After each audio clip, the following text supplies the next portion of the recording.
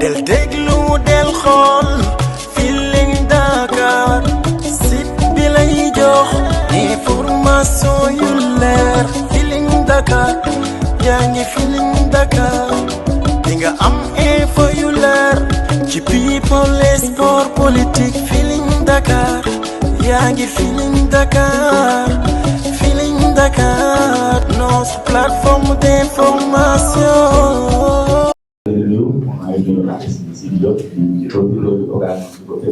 jërëjëf ci série bii nga xamante ni avec une extraordinaire ak événement bi nga xam ne aussi am na ko en partenariat avec Indigo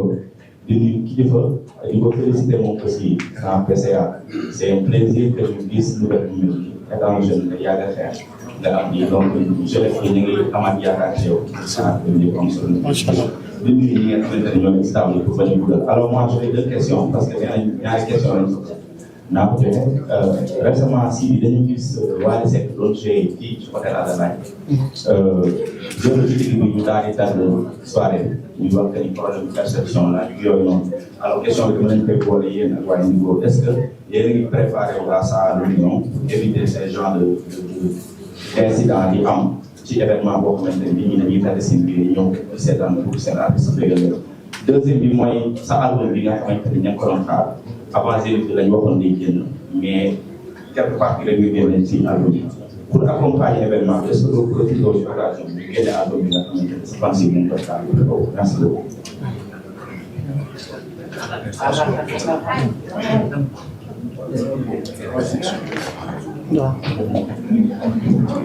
waaw damay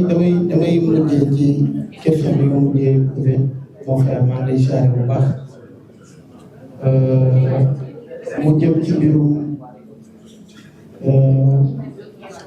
lan nga wax ci sax dernière question bi. non album bi laa bëgg a njëkkee album bi instant yi dañu génnee xaaj bi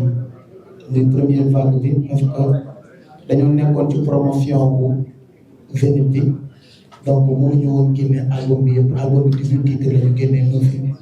9 yi gars yi consommé ko pour ñu dem ak moom moo nekk moo fa film part bi nga xam ne ñu ngi koy clip mu war a génn incha allah màggal gi dañoo dugg ci safar bi moo tax génn mu war a génn après màggal ñu nekk ci promotion wu première vague bi déjà ñu ngi koy répété maa ngi koy joué tous les samedis foofu ci baaramu di deuxième vague bi nag je pense que ni c'est le producteur moom moo xam ban moment lay génne album parce que produire ma sama bopp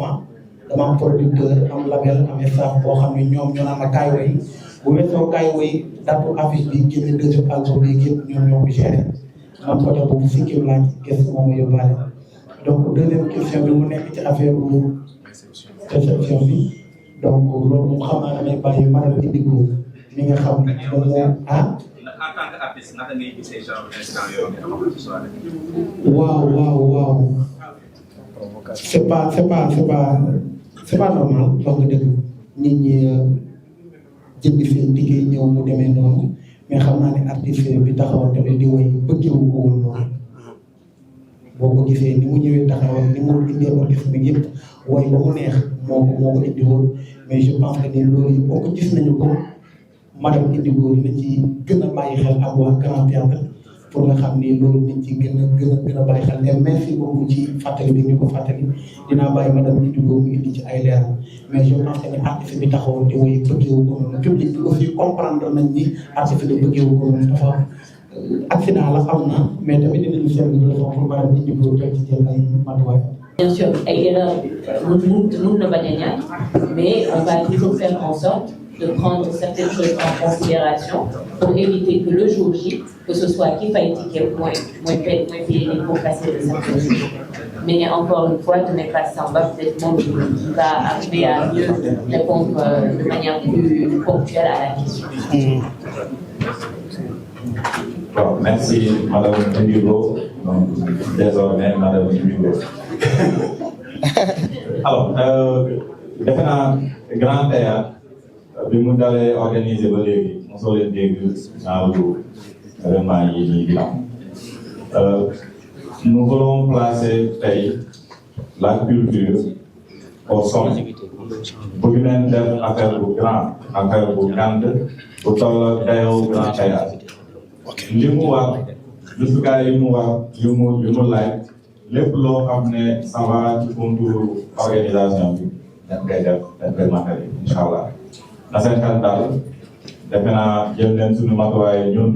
ak waa label Indigo pour que le 5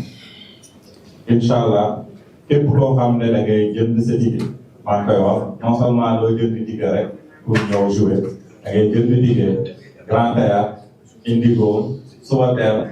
joxaale la yóbbal. maintenant c'est la première fois loolu nara am ci histoire événement wu Sénégal te loolu Sidy Diop moom koy yombal waxatuma nag tey li nga xam ne day tourner autour de l'événement ci boppam lii premier salaamaaleykum la na ngeen ñu suivre tuuti am na yeneen surprise yoo xam ne ñu ngi koy waajal ak Sidy incha allah te di rassurer encore le grand public sénégalais le public africain le public de la diaspora di wax ni que événement bi nii dina doon événement boo xam ne dina rester dans l'histoire de la culture sénégalaise africaine incha allah. salaamaaleykum Sidy maa ngi lay nuyu képp koo xam ne yaa ngi ci salle bi alors yaakaar naa di contribuer mooy Zénith bi nga xam ne Sidy tuddee na ci ñu lay félicité bu baax ak waa Subatel. alors sama question bu njëkk mooy Sidy dañu gis keroog bi nga xam ne yaa ngi foofu ci Zénith dafa def lu am importance mu mel ni dafa am benn moment boo xam ne dafa am lu nemmeeku moom mooy wàllu échec ci côté li nga xamante ne moom mooy spectacle parce que dañu gis influenceur bi yeeg jaaykatu bi yeeg ñëpp nekk ci kaw scène bi ba tax morceau yu bëri ñu doon xaar Sidy woy ko te woy ko may laaj nag loolu ci yow la yaa jëlul sa responsabilité wala staff bi la alors sama deuxième question mooy Sidy ñu bëri dañuy wax que ne vraiment da ngay basé wu ci Wally Ballago Seck pour sa événement mën a jàll li tax ma koy wax mooy bi ngay def Zénith dañu gis nga dem kër Wally Ballago Seck alors ban réponse ngay indi kay ci loolu nga xamante ni wax nañu ko moom mooy deuxième troisième question bi foofu laay daanelee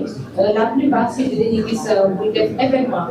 dafay jooy bu jooyul ci salle bi mu ngi jooy ci spectacle bi am ñu ne est-ce que du Sidy dafa bëgg victimiser wu ban réponse ngay indi ci loolu merci.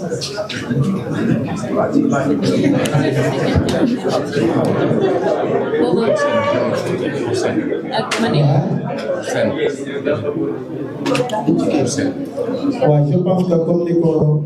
Bidji Ibu waxee moom nag xale bu xees bi ñi la mel moom nit ñi nee nañ nag te xoolal kenn waxul moom mooy wax waaw waaw moom foo jaar mu ne la nit ñi nee nañ donc première question bi muy mbirum scène bi waaw sama xarit da nga maa posé question kay taxaw ni ma tontu la ci aji la tudd aji.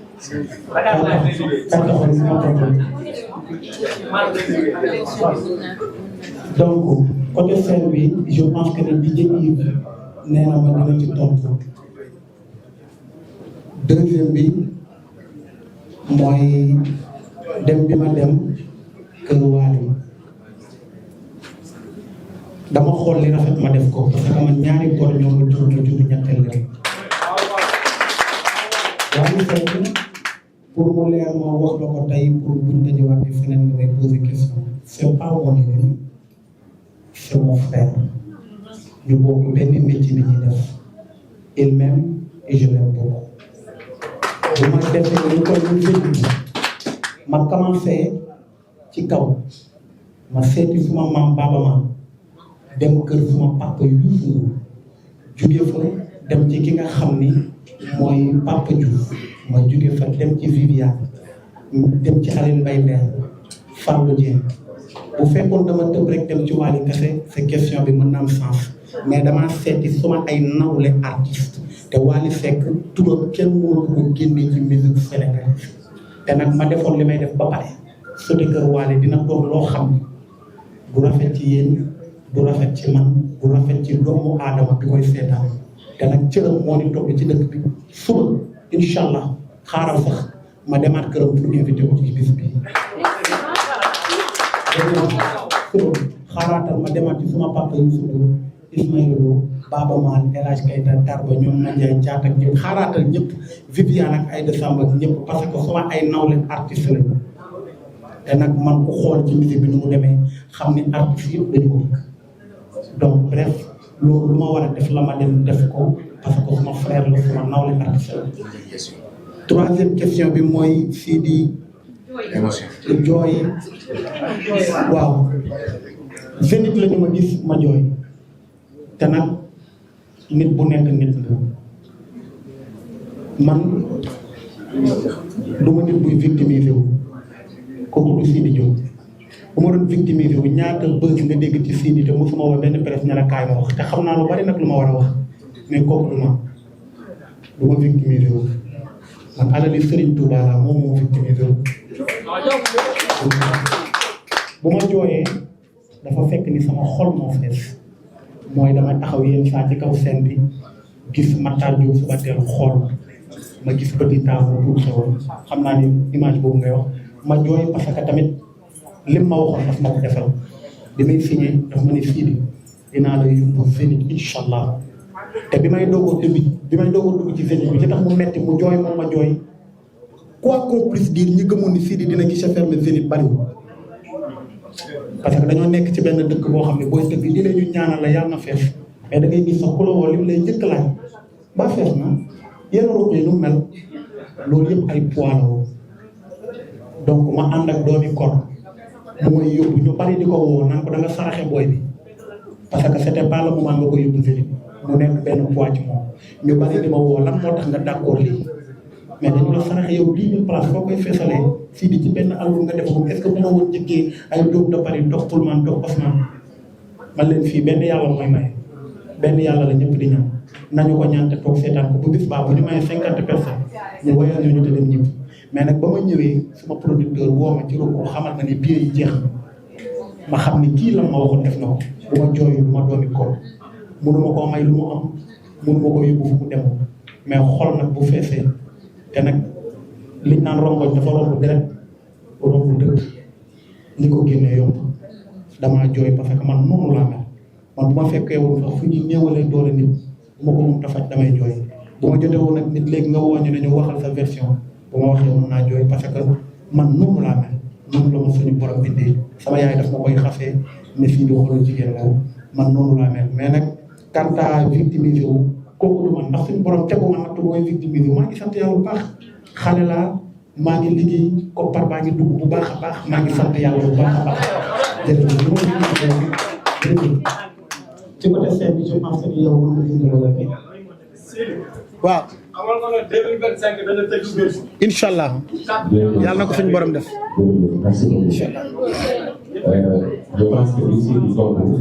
par rapport ak jooy yi ak leer na donc mbirum scène bi xëy na ñun ñoo ci gën a place bu wax ci parce que ñu nekkoon ci organisation bi scène bi benn yoon la wul ñu gis ñëpp groupe ci ko scène bi mais à la fin de la soirée dama ko fait exprès au soir de la rivière ñu defoon du temps ba ñëwul y avait des artistes qui étaient derrière yu waroon jouer donc benn boobu la ñu mën a dugal ñu ñëpp di jouer ñu def ambiance et parce que foofu ñëpp kontaan na mu affaire bi mu ngi jeex ñu woo ñu leen arrêté ko scène bi ngeen bëgg ak seen artiste ñu jeexale ko donc boo resté mais c'est pas des quoi c'est exprès merci. Alors, di rafetlu encore une fois seeni teewaay yeeg yëpp di wax ni que pour ñun événement bi doon événement bu am solo boo xam ne ñun ñii ñëpp dañ koy dugal sa loxo pour la simple raison que si bi gëmuñu woon ni que dina feesal 10 000 places ñun challenge bi si di 20 000 places te ci esplanade bii nii dañ bëgg a def 20 000 personnes. non gëm naa lu ko raw dama ne peut-être yenn nit ñi gëmuñu ko woon mais man fii di gëm naa 2025 bu ma àndeek suma label Subatel dem Bercy gëm naa ma feesal ko te fenn rek laa ko teg ci suma liggéey équipe bi dynamique bi nekk sama ginnaaw sama ay ñaanu waajur ak yàlla miy dogal lu ma may ma jël mais gëm naa feesal Wembley benn yàllaay maye te moo fi nekk. Je voudrais savoir que représente cette Zénith-là à Dakar dans votre carrière. waaw ça représente beaucoup de choses parce que comme ni ñu ko waxee léegi dañu dem Paris def Zénith mu nekkoon période salle buy jël 8 900 personnes donc ñu dem suñu borom dimbali ñu à 3 jours de l'événement ñu def chef d'armée jaay biir yëpp mais nag bi may dem daa am ñu ma fi bàyyi di ñaanal ma bu ñëw ma ne nag bu ma ñëwee il faut que tamit waa fii ma sargal li ngi mel ni waa kër gi rek ba ñu ñëwee Dakar def ay nit mu dox chaque année danañu ñibbi Kaolack sargal waa Kaolack dafay ko kër de ville wala stade bi pour doomi Saalum bi yëpp xam ni tere déggoo dégg nga kon kii waa moom Kaolack waa la xam nañ la wax waa kër gi ñëw nañ fii def ay morceaux yoo xam ne c'est des morceaux dañoo topp àdduna donc mais nag lu Dakar neex dinañu sàcc ci année bi benn yoon ba ñaar yoon dem terrain déggoo ca Kaolack delloo waa Passy waa Lambaréné waa Mbirkilaan waa Sokone xam nga li ko wër yëpp sama dëkk la dama xam Saalum xam bu baax du ma fay dégg donc pour delloowaat leen jóge donc juste exemple la pour wax la ni dama demoon uti suñu borom may ma fa ndaw ma ñëwaat pour bokk ak ndam li ak Sénégalais yi bi ma ñëwee dajante nag waa 41 ak waa Indigo ñu tàllal ma wax raison pour laquelle ñu choisir date le 5 octobre pour delloowaat ñu koy Sénégalais yi. est-ce que mën nga ñëwaat un peu ci ce choix par rapport ak label bi nga xamante ni mooy Indigo. Vas-y, encore. Oui, le choix du label entre Indigo. waaw Indigo je pense que dama nekk di liggéey sama ay kilifa muy waa Sobatel musique ñu nekk ay label boo xam ne ku ne xam ne depuis 4 ans maa ngi liggéey ak ñoom ñoo ma présenté waa Indigo ñu nekk tamit ay nit yu professionnel parce que xam naa ne balaa ñuy jot ci man dafa nekk lu wóor bu wóorul woon wala nekkul affaire bu professionnel lu dëgër du ñu egg ci man mais balaa ñuy egg ci man am nañ aw nañ ci kii Assane Lo ñoom ñoo waxtaan ba mu lenn lii c'est quelque chose boo xam ne lu dëgër la ma doog a jógee Paris bi ma ñëwee dañoo egg rek signé ko mu nekk label boo xam ne ñoom dañoo am envie liggéey ak Sidi Diop tamit gis seen professionnalisme ma am envie man sama label liggéey ak ñoom kon c'est une famille ñu ànd ci tamit waa Grand Théâtre je pense que fii li fi toog yëpp ñetti tur la mais benn jëm la.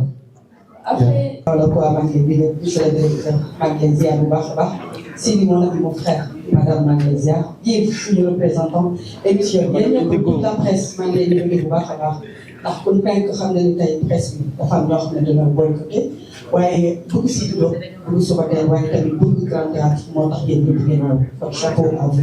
Alors man benn question lay poser parce que ba ñu leen bëgg a nekk donc je ne serai pas trop loin donc lu may laaj en terme de spectacle lay dem parce que Zénith mosoo fa woon dem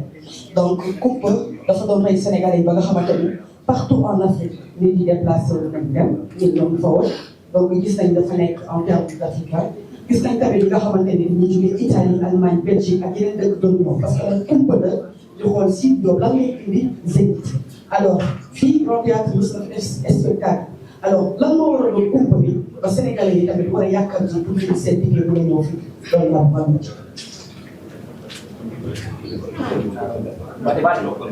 waaw Fifi maa ngi lay nuyu bu baax a baax a baax a baax lu am solo nga wax parce que bi ñu nekkee Zénith de Paris wax nga dëgg nit ñi dañ doon jógee fu nekk di ñëw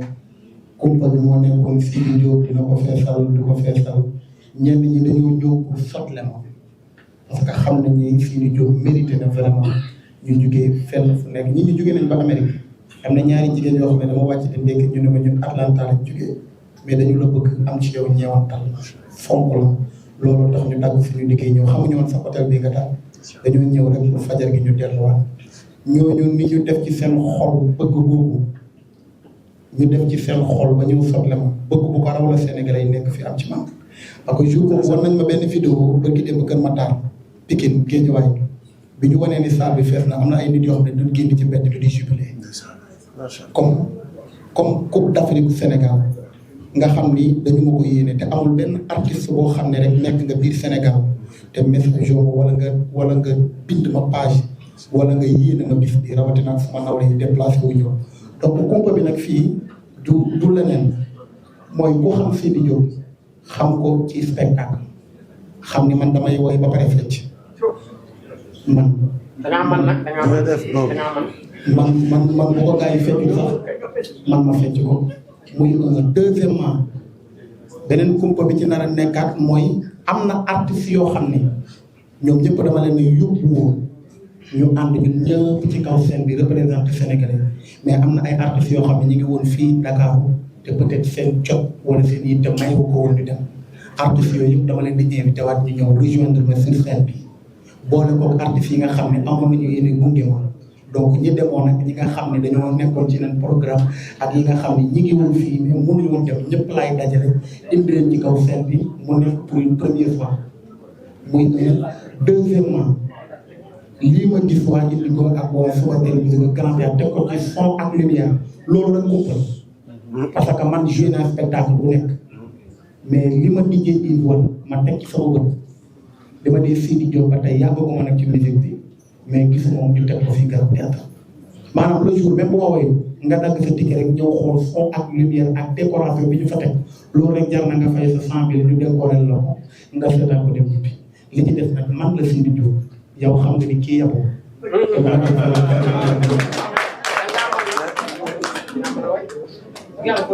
ak suñu bureau. waaw dégg nga loolu yow baal ma waaw bi kay ñun ñaar en exclusivité xam nga man yàlla dogal na ni ku ma xam-xam ne damaa bëgg ci bopp man soo sànni ko sax da ngay woy yow. yàlla moo ko def ci yow. man mbalax man laa boo xam ni mbalax man laa boo xam ni ñëpp xam nañ loolu ci man damaa bëgg hip hop man damaa parce que nag moom laa njëkk def li tax ma respecté rapport yi bëgg leen man samay texte da nga ci gis punchline da nga ci gis ñoom dropping da nga ci gis képp da nga ci gis ay lu nekk lépp parce que man ñi may bindee la parce que dama commencé ci rap ba pare mais nag jour boobu la Sénégalais bi njëkk a gis diwoo kilifa kër gi ak Sidi Diop dañ ne nag ñaar moo mën kenn te ñett du bëri ñaar moo mën kenn te ñett du bëri ah mais nag bu gis ba ñoom ñaar lañ man kenn la mais nag ëpp loolu ma dara Saalum dina ma jaral lu dul Saalum.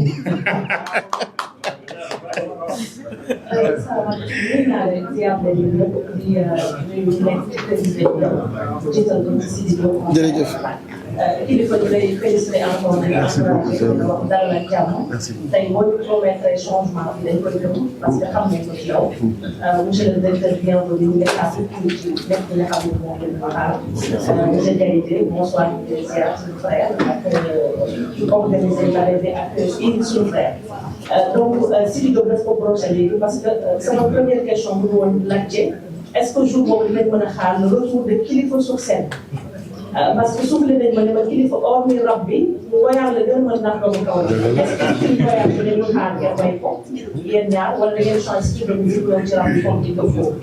beneen question bi mu ngi ñëw ci yow Sidi Diop parce que bu ñu gisee Zénith bi préparation bu intense nga amoon une communication parfaite par rapport à ça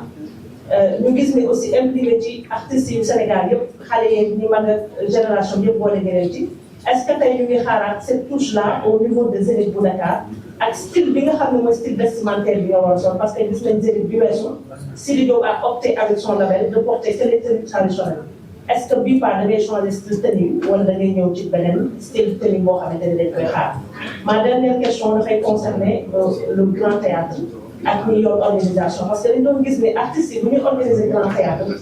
toujours benn style de spectacle la ñu gis est-ce que ñu ngi xaar innovation par rapport ak changement bi ñuy woote ñu am beneen innovation boo xamante ne dañuy sentir grand théâtre mu teg loxoom à 80% sur le style spectacle bi nga xam ne moom la artiste ba war a def ak accompagner ko après li nga xam ne moom mooy événement merci beaucoup. waaw sama diwaan kilifa moom loolu damay bàyyi moom mu wax ci ba pare waaw parce que instant yi moom man maa ko gën a yàqamti que mu nekk rab que mu nekk ngoyaan mais moom nag doomu Saalum la xam naa ne bu mu ci mën a nekk rek du ko tere mais diwo boobu moom Sénégal yëpp du ko yàgg xaar waaw. en tout cas dinañu yëngal ngël. mais ñu ngi fàtte reggae bi de. mais damay dugg ci biir. directeur général neen day dugg ci reggae waa jeex na waaw maa la ko wax waaw bi seen vestimentaire bi loolu moom nag Zeyna sama mbokku taalibe bi maa ngi lay ziar bu baax sama sœur loolu nag moom day dépendre ci ñi nga xam ne ñoom la ñu dénk loolu kon bi may dem Zénith daa am ko dénk mu ne ma nii ngay solo lii ngay def je pense que nii bu ma eggaatee fii war a defar benn Zénith damay jëlaat lépp tegaat ko ci loxo ndaxte xam na bés bu nekk li muy laaj muy grand assemblée beneen bi mooy est-ce que artistes yi ma àndaloon dinaa ci am bien sûr que oui bépp artiste boo xam ne rek invité woon naa la ci Zénith bi ci kàttanu suñu borom dama lay invité waat ci Zénith bi parce que comme ni ma ko waxee woon rek au début man maay dem Zénith mais du sama Zénith Zénith du artiste yëpp et quand je dis artiste yëpp muy rappeur bi muy mbalaxman bi muy taasukat bi ak képp ku mu munti doon rek invité naa la ci bis bi ñi demoon teewal nañ fa ñi nga xam ne mënuñu woon ñëw mais nag bii comme que Sénégal la day gën a neex invité naa artistes yëpp ñi ma ci àndaloon yëpp te kenn ku nekk dinaa la woo ñu gisee teewaat toog waxtaan parce que ñoom seen bis la ndaxte ku ci xewle man tamit damay bàyyi sama yitte yëpp man mun laay def ak artistes yi barki démb gis nga ma fii ci Pama Dieng malgré bi may ñëw lay jeex mais ñëw naa egg si ba mu gis parce que man dañu may ñëwal moo tax artiste bu xewle dama koy demal donc nag maa ngi lancé waat appel sama mbokku artistes yëpp parce que dafa am ay surprise yi nekk ci ginnaaw bëgg nga ci ko mais sama mbokku artistes yëpp invité naa leen le 5 octobre incha allah ñu raxasaat Zénith de Paris fii ci Esplanade du Grand Théâtre. del déglu del xool Feeling Dakar site bi lay jox information yu leer Feeling Dakar yaa ngi Feeling Dakar di nga am info yu leer ci people et sport politique Feeling Dakar yaa ngi Feeling Dakar notre plateforme d'information